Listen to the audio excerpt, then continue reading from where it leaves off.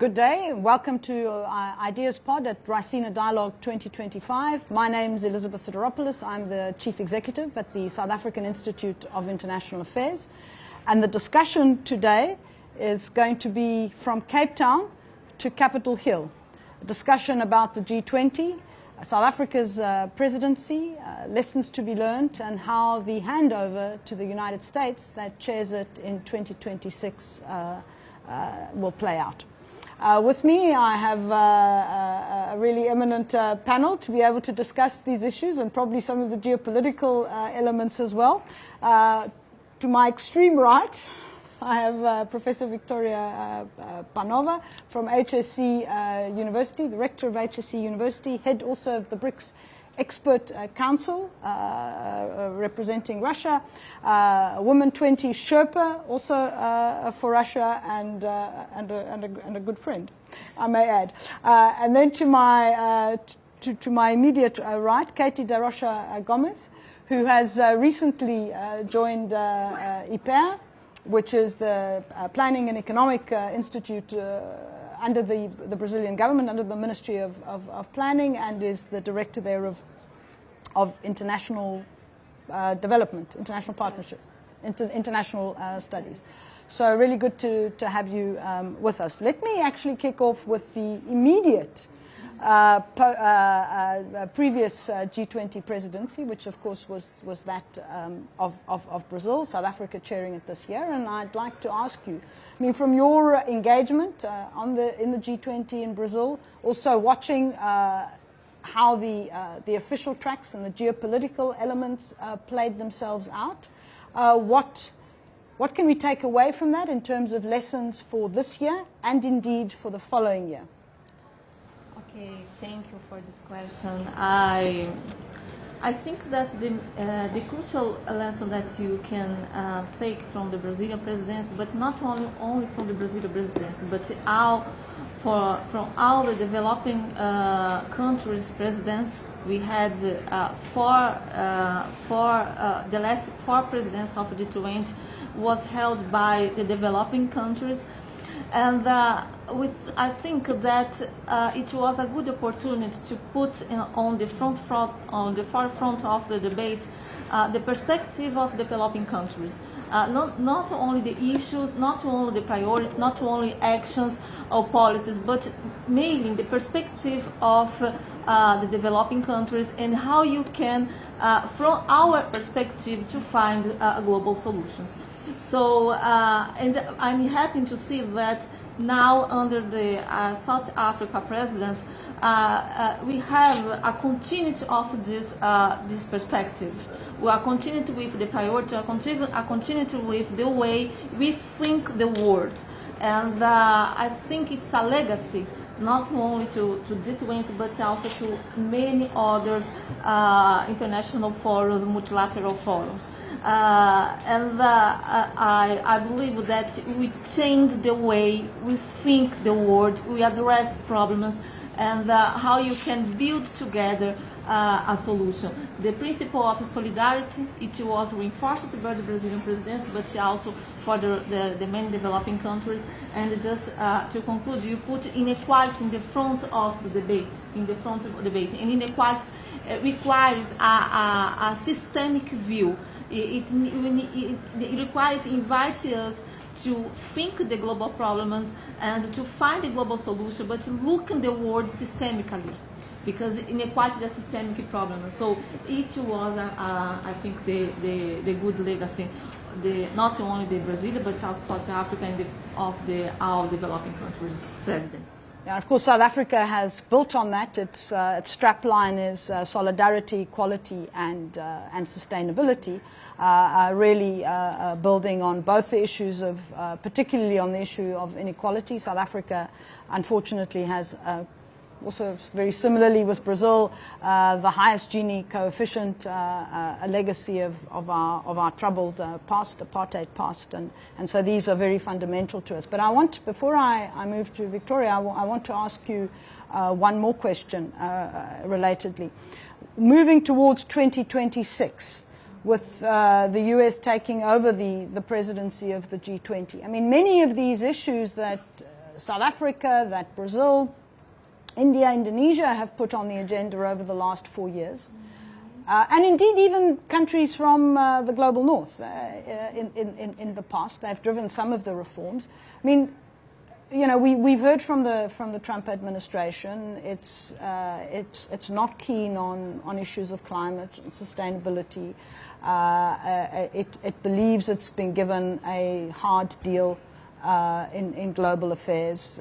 It's been taken advantage of. So how do you see that potentially playing out in terms of the priorities of the U.S. administration? That maybe is an unfair question, but let's have a go at it. It's not an easy question, and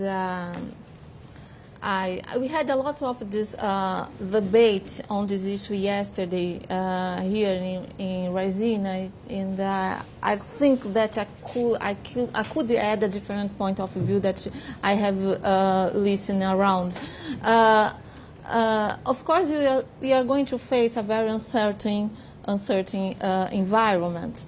And I think the focus on issues that normally the developing countries put on the table is different from the issues and perspective that you see when you have the only developed countries discussion the global problems. So it is already expected that we are going to see some setback in some emphasis on some issues that normally that you had put on the table. But under U.S. administration 2026, I think that you probably are going to see a reduction on the emphasis and importance of agenda like climate change, sustainability, and also inequalities. But I think that the good news that it's not forever. It's not going go for a long time. I think it's important to remark that G20 was created in a context of a big uncertainty that was created by the financial crisis in 2008. And the G20 is a response to this context, of a big uncertainty, and it is a mechanism to find or think together on global solutions from the perspective that if you have on the table only developed countries, probably you have a limited or a restricted view of the problems. And now we are going to face another uncertain moment. So in this moment, I think that G20 could in the opposite way, get more space, and it's a source of hope a source of hope and a source of the dialogue to get different voices in order to try to navigate this uncertain moment next year. I'm going to pose the same question to you, Victoria, about their upcoming presidency. Yeah, and how do we create bridges? So, first of all, let me give you probably a slightly different perspective. I totally agree with you that probably the last 4 years, including this year, created a momentum for the G20 as we had Indonesia, India, then Brazil and South Africa. Especially, I would even argue that we're not sure how much of the G20 would have been still here if it were not for your countries presiding over these years, because we had an extreme geopolitical turbulence coming in. And in fact, don't forget, 2020, it was Saudi Arabia, so also from their developing countries front. And we had another, not geopolitical, but also very important socio-economic and health issue with the pandemic. And this was the biggest challenge to us. So the G20 should say thank you to your countries for being still here. And from the very start, I would even go to 1999 when the G20 was initially created, still on the level of finance ministers and central bank governors. We remember that there was this story when the Western world, as the G7, for some time it was the G8, but in essence it was the G7 thinking always. They realized, okay, we're not the only ones on the block nowadays. So yes, we are in fact creating the crisis sometimes.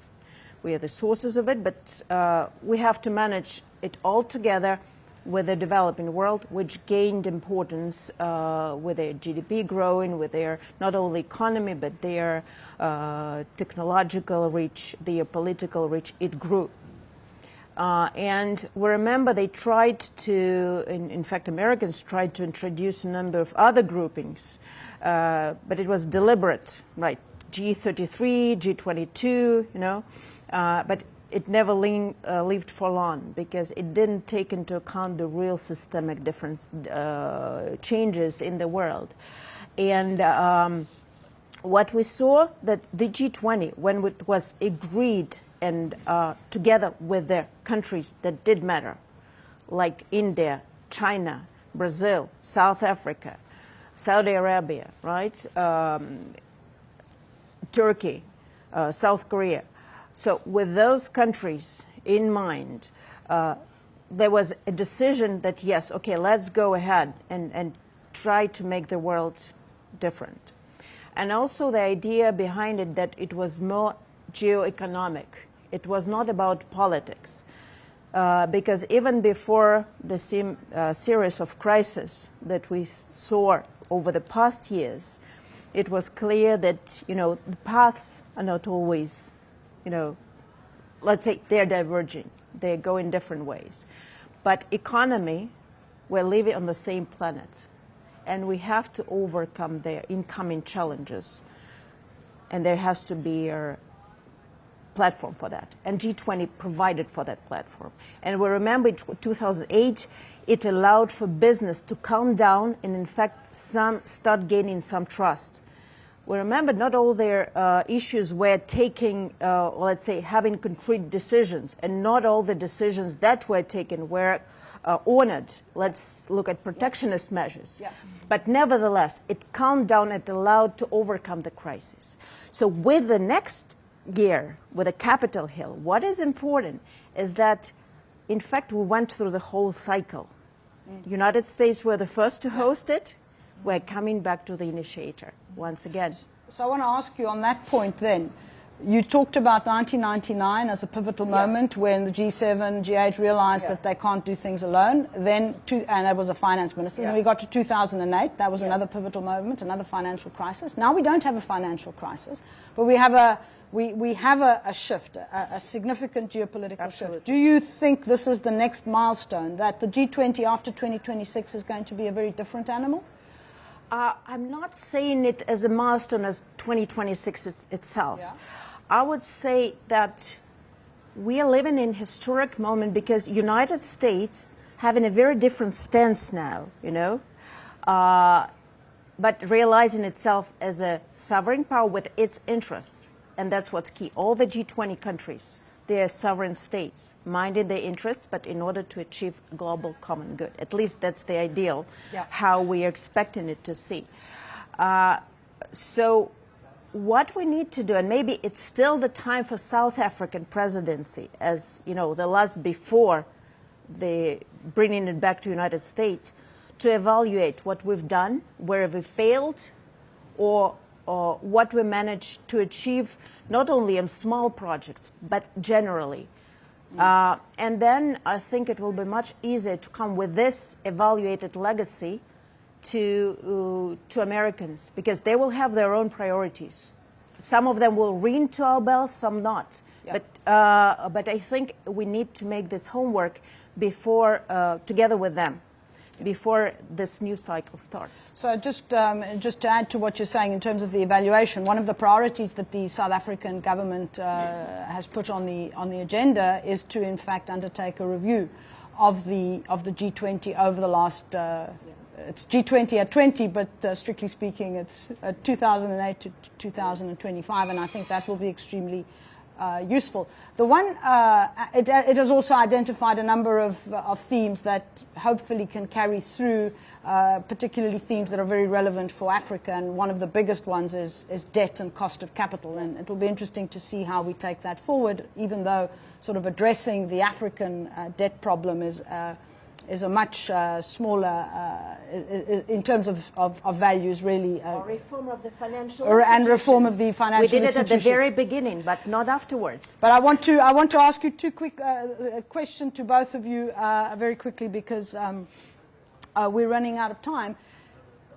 Do you think that the agenda of the G20 needs to go back to basics? It started off really as the premier institution on global economic governance, driving consensus on reform, on managing the system, etc., etc. Its agenda has expanded. It happens when you go to summit level. But should we go back to basics? Let's start with you, Keiti. I think yes. Not only because only in G20, but because the world is moving back. When in many panels you have had here during this conference, we see the word of a new economic order or a new financial architecture, international financial architecture. So the origin of the G20 was to discuss the international financial system. So it means discuss also the economic order and the financial order of the world. So and the world is coming back to this point. So consequently, the G20, in my point of view, should come to the origin and discuss this better, because it's the essence of our multilateralism and our economic lives. Of course, the important thing there is to make sure that it's cross-cutting, because the international financial architecture affects everything. Everything.